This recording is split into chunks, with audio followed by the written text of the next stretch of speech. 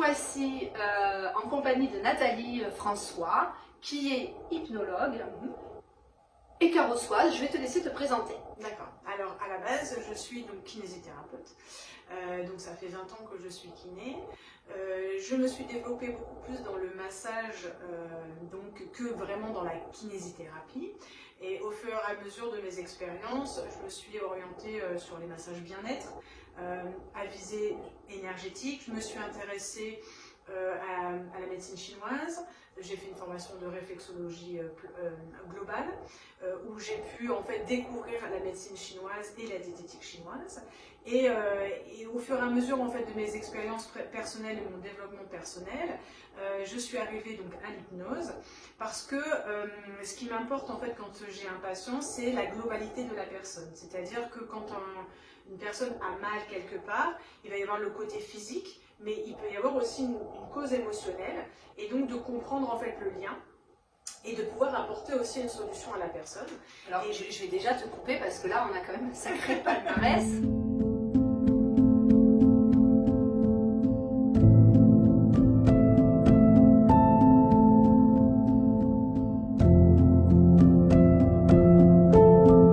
Ce qui est intéressant, on voit quand même qu'il y a un fil conducteur.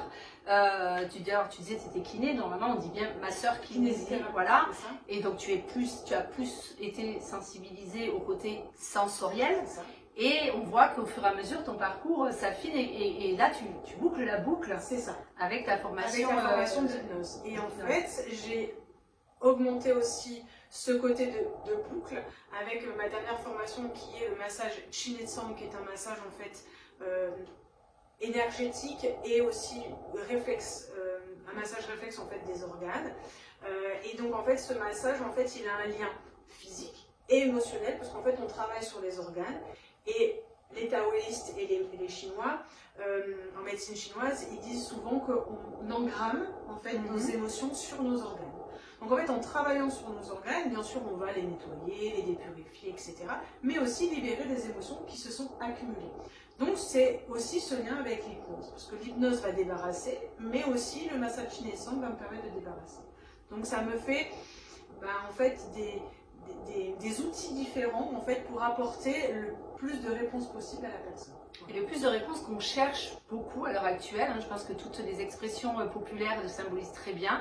On le sait maintenant, quand on a quelque chose qui nous préoccupe ou qui nous contrarie, on le dit, on a mal au ventre, on en a plein le dos, on a un nœud à la gorge, voilà tout ça. Il y a toujours une symbolique en fait, c'est ce qu'on appelle les symboliques et qui ont une relation entre les émotions et ce que notre corps en fait ressent parce que on est quand même notre propre producteur en fait de malaise et de maladie, puisque ça vient vraiment de notre état psychologique et on peut se guérir en fait soi-même. Et en fait finalement l'hypnose, l'hypnothérapeute ou l'hypnologue, il n'est là que pour accompagner la personne dans son changement. Ce n'est ni un miracle ni un médecin, c'est une communion entre deux personnes. L'hypnologue accompagne la personne au changement et l'aide à trouver le bon chemin. D'accord. Alors, tu vas nous expliquer tout à l'heure le choix de l'hypnose universelle. Avant toute chose, j'aimerais quand même que tu nous rassures, parce que maintenant on commence quand même à connaître l'hypnose pour régler les problèmes de tabagisme, de prise de poids. En revanche, on a quand même en tête l'hypnose de spectacle, celle où on va être manipulé, où on va faire le canard, on va se ridiculiser. On est d'accord, c'est pas du tout ça. C'est ça. C'est ce qui est un peu la difficulté, c'est que quand en fait on parle d'hypnose, les gens sont toujours très oula, non, moi je veux pas, on sait jamais, qu'est-ce que tu vas me faire dire? Alors je ne fais rien dire aux gens. Qu'est-ce que tu vas chercher dans mon cerveau? C'est ça, c'est ça. Non, en fait l'hypnose c'est juste un état modifié de conscience, c'est un état entre la veille et le sommeil, donc c'est un état naturel, il faut le savoir. En fait notre inconscient souffle toutes les 90 minutes et laisse passer des émotions. Et en fait, on est en état d'hypnose plusieurs fois dans la journée, c'est-à-dire que vous rentrez chez vous, vous prenez la voiture, du travail à la maison, vous arrivez à la maison, vous ne savez pas vraiment par quel chemin vous êtes rentré, ben voilà, en fait vous étiez en hypnose. Donc, Ça c'est terrible, naturel. ça m'arrive très souvent, on en a parlé en préparant la vidéo, on a tous le Bluetooth dans la voiture et moi ça m'arrive systématiquement si je vais à un endroit, enfin dans un parking et que je suis au téléphone, je sors, je prends mon téléphone et quand je reviens, impossible, enfin, ça me demande un vrai travail de recherche pour me rappeler à quel étage du parking je me suis garée, où j'étais, enfin c'est ça. Donc comme si on avait été absent à ce moment-là et donc en fait on s'est dissocié. Et on a été dans deux choses différentes. Donc il y a l'inconscient qui a travaillé en fait en loose day, on va dire, et le conscient qui a travaillé avec le téléphone. Donc c'est sûr qu'après c'est compliqué parce qu'on ne se rappelle pas. Donc voilà, l'hypnose c'est vraiment cet état où on va avoir le conscient et l'inconscient au même niveau. Et donc on va pouvoir aller travailler sur l'inconscient. En fait la chose qu'il faut savoir c'est que l'inconscient c'est notre mental et l'inconscient c'est notre bibliothèque. C'est-à-dire qu'en fait, dans notre inconscient, on a tout ce qu'on a vécu. Donc des livres, des expériences, des situations, des ressentis. Donc en fait, l'inconscient, c'est lui qui nous fait faire des choses, des comportements. D'accord? Donc en fait, en hypnose, si on arrive à atteindre l'inconscient et à le débarrasser de cette croyance, eh bien alors, on enlève ce livre. Et en fait, on peut vivre normalement, automatiquement, en fait, sans se poser la question « Ah, comment je dois faire, etc. » Non, ça devient un automatisme, en fait, une réalité. Quand on vient te voir, et c'est le principe, tu m'expliquais de l'hypnose universelle, c'est d'abord une première grosse séance de 3 heures, identique à tout le monde. C'est ça. Donc en fait, l'hypnose universelle, c'est une méthode qui a été créée par un Français, voire un Niçois. Et donc, en fait, la thérapie, si on peut dire, les gens, quand ils viennent, ils vont faire 2 séances, voire une 3e séance, mais sur une durée longue, d'accord? Donc, entre la première et la 2e séance, nous avons 3 semaines à 1 mois. La première séance dure 3 heures, la 2e dure 2 heures. Pourquoi la première séance dure 3 heures? Parce qu'en fait, on a plusieurs choses. C'est-à-dire qu'on va travailler en psychopathologie, c'est-à-dire qu'on va aller chercher dans l'histoire de la personne toutes les émotions et les états négatifs, puisque c'est quand même ça qui nous empêche d'avancer. C'est nos boulets, nos poids. Et on va aller les chercher dans 3 axes différents, ce qui est la famille, le côté école et professionnel et la relation amoureuse. Et on va se rendre compte que dans ces 3 axes, il y a un dénominateur commun. C'est-à-dire qu'on va aller chercher quelle est l'émotion de base qui fait que je refais à chaque fois le même schéma. Voilà, ça c'est le plus important. Et donc, quand on a trouvé tous ces états et ces émotions négatives, à la fin de la séance, donc bien sûr ça se fait en conscience à ce moment-là, on va aller chercher donc les émotions positives parce que c'est quand même le changement que l'on veut et donc on va aller chercher tout ce qui est positif. Donc ça c'est un travail qui n'est pas toujours évident pour chacun de se sortir en fait du négatif. Et quand on a trouvé tout notre positif, et bien là à ce moment-là on a la séance d'hypnose proprement dite, c'est-à-dire la mise en hypnose dans cet état de veille et de conscience. À ce moment-là la personne est donc relaxée, dans un sommeil paradoxal, et donc elle ne dit rien, bien sûr elle ne parle pas, et je ne la fais pas parler, et c'est moi qui vais parler à ce moment-là, donc à l'inconscient, comme on a dit tout à l'heure, puisqu'on est au même niveau conscient et inconscient. Et à ce moment-là, je vais, par une méthode de déchargement, enlever le négatif, et recharger en positif avec ce qu'on aura trouvé avec la personne. Voilà, donc ce sont les propres mots qui ouais. sont personnalisés. Ok, donc là, tu viens de nous décrire une première séance, donc on repart. On a laissé déjà quelques paquets, oui, on est un petit peu plus léger. Tout à fait. On revient une 2e fois, 3 semaines, 1 mois plus tard. Comment ça se déroule? Alors la 2e séance, elle est un petit peu plus courte, elle est sur 2 heures. Donc là, à ce moment-là, on retravaille sur notre première séance. La plupart du temps, il y a eu souvent un problème de confiance en soi, donc on retravaille dessus. Et puis, en fait, à la 2e, voire à la 3e séance, on est beaucoup plus localisé sur la problématique sur laquelle la personne est venue. C'est-à-dire que si on a un problème de poids, le tabac, une phobie, quelque chose de beaucoup plus précis, à ce moment-là, on va travailler la séance qui est beaucoup plus adaptée. D'accord, voilà, un peu plus affiné. Affiné, tout à fait. 3e séance, pas forcément. Pas forcément. Une 3e séance, après, c'est toujours pareil, c'est en fonction de la personne, de son ressenti, de son évolution en fait, parce que c'est aussi important de donner le temps à la personne de changer. L'hypnose, elle peut aussi ne pas être tout de suite. La séance ne peut pas marcher des fois tout de suite. C'est-à-dire que le corps, il a reçu sa séance, mais s'il n'est pas prêt, il ne va pas changer de suite. Et des fois, ça peut arriver que 6 mois après, hop. Et oui, parce que là, tu m'expliquais quand même que on fait un changement de schéma qu'on a reproduit pendant des années. Tout à fait. On a peut-être une résistance interne. Tout à fait.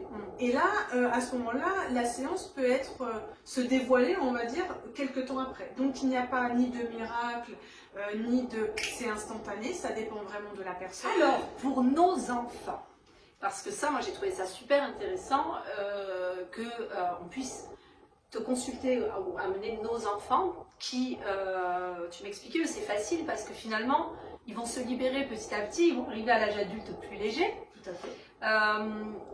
On a des cas bien précis en tête, harcèlement à l'école, colère, voilà. Colère, voilà, une mésentente entre les parents, parce qu'en fait, on n'a pas des fois la même ressenti entre l'enfant et le parent qui devient parent, parce qu'on a aussi nos blessures, on a aussi nos valises personnelles, on peut avoir un divorce. Bien sûr, un enfant qui est au milieu d'un divorce va avoir des ressentis différents. Ça peut être des problèmes à l'école, même de copinage, hein, ou avec une dévalorisation des fois d'un professeur, par exemple. Voilà. Alors, on en discutait parce que on a préparé, on a beaucoup discuté en fait de nos parcours, puisque moi aussi je suis en parcours de reconversion et j'ai été très très sensible à la parentalité positive. On peut aussi ancrer des choses inconsciemment en fait chez nos enfants, c'est-à-dire sans avoir voulu en tant que parents les blesser ou ils ont pu entendre quelque chose. Moi je sais que maintenant en tant que conseillère en immobilier, quand il y a un déménagement avec une famille, je sensibilise beaucoup les parents. Alors tu me diras si c'est vraiment, ça peut être un point pour lequel on peut venir te voir justement. C'est que quand on fait l'acquisition d'une nouvelle maison, c'est un super projet et c'est souvent le projet des parents. Et en fait, on est positif et on porte nos enfants, mais c'est génial, la chambre sera plus grande et tout ça. Mais l'enfant, qu'est-ce qu'il ressent? Voilà. Et c'est ça en fait l'importance dans l'enfant, c'est son ressenti. C'est-à-dire que si un enfant pleure dans une situation ou a une réaction dans une situation, c'est pas qu'il est nul ou qu'il ne doit pas le faire, c'est parce que ça anime en lui quelque chose. Donc en fait, il faut aller le comprendre. Donc c'est pour ça qu'en fait, aussi l'hypnose, ben là, on va aller comprendre pourquoi il est comme ci, pourquoi il est comme ça. Comprendre aussi, lui faire comprendre pourquoi le parent est comme ci ou comme ça, mais aussi lui donner les clés d'avancer. Par exemple, souvent, la confiance en soi.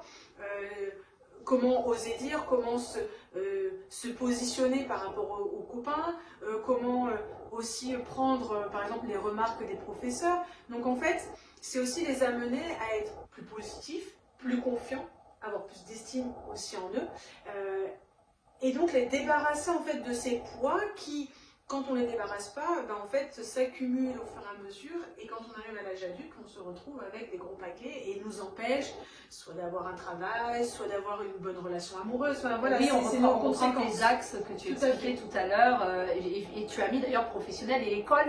C'est bien sûr, parce que l'école c'est souvent le prédominateur des fois. Beaucoup, hein, quand même, la dévalorisation, l'humiliation, t'es comme ci, moi je suis comme ça, t'es trop nul, t'es trop gros, voilà. Et tout ça a un impact bien sûr sur l'enfant, et c'est ça l'importance pour moi, et c'est très important, et c'est vrai que j'ai essayé de développer quelque chose vraiment sur l'hypnose de l'enfant, parce que c'est facile en fait. Enfin, j'ai l'impression que c'est facile parce qu'en fait, on les aide, et on les aide à s'épanouir avec leur vrai eux. D'accord, c'est juste, hop, on les oriente un petit peu vers le chemin qui est le... C'est pour ça qu'il faut oser l'hypnose avec les enfants. En tout cas, il faut savoir que les enfants sont en fait en état d'hypnose tout petit. C'est pour ça que c'est très important ce qu'on leur dit, ce qu'ils voient, ce qu'ils entendent, parce qu'en fait, ça s'ancre directement en fait, dans leur inconscient. C'est pour ça qu'en fait, une séance d'hypnose avec un enfant, par exemple de 5 ans ou de 4 ans, ne va pas forcément être une séance d'hypnose comme je fais à un adulte, c'est-à-dire que je vais aller travailler sur des phrases qui vont être positives, un peu comme, moi je dis ça un peu comme du coaching en fait. Et évidemment, plus j'avance dans l'âge, bien sûr un adolescent va être beaucoup plus comme un adulte, et donc je vais le mettre en position allongée ou assise et le mettre en état d'hypnose, parce que plus on grandit, et moins on a faciliter d'être en fait dans le côté imaginaire et le côté on se mentalise. On a des résistances C'est ça. plus importantes. Tout à fait. Bon, et bien pour venir te voir, c'est à Carrosse, tu travailles de chez toi. Oui. Écoute, merci beaucoup pour ce partage, c'est très riche. Je pense que moi je la regarderai plusieurs fois quand même la vidéo pour bien comprendre. Merci beaucoup Nathalie. Merci Stéphanie.